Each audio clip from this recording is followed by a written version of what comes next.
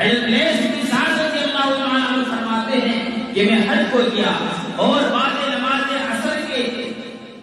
جبل ابو قیس پہاڑ کے اوپر چڑھتا ہوں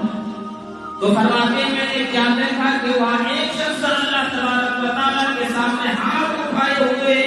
اور کہنے لگے یا رب یا رب یا اللہ یا اللہ یا حیو یا حیو یا قیوم یا قیوم اور ساتھ مرتبہ بسم اللہ الرحمن الرحیم پڑھا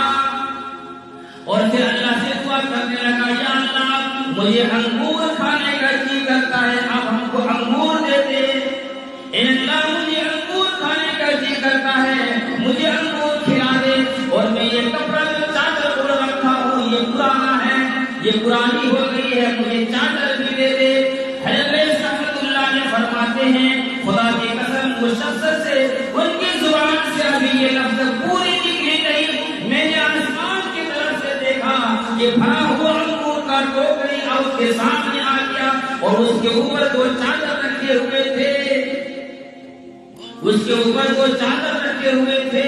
اس میں سے جب وہ انگور کا ٹہنی نکالتا ہے ایک گوشہ انگور کا نکالتا ہے وہ کھانے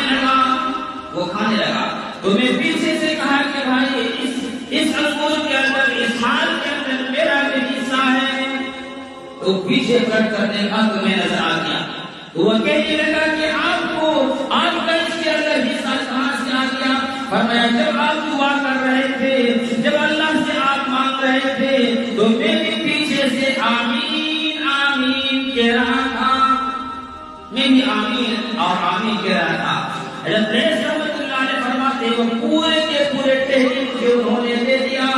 کہ یہ لے لو اور یہی بیٹھ کر کھاؤ اور اس ٹوکری کے اندر میرے دوست کو چادر بھی رکھے ہوئے تھے حضرت رحمت اللہ نے فرماتے میں اس انگور کو کھایا اس کے اندر کوئی دانا بھی نہیں تھا بعض انگور کے اندر دانا بھی رہتے ہیں فرماتے ہیں کہ اس میں دانا بھی نہیں تھا اور فرمایا جب وہ انگور میں کھا لیا اس کا مزہ جو ہے میں عمر بھر اس کا مزہ نہیں بھولا میرے دوستو یہ کیسے مدد آ گئی یہ ایمان والا تھا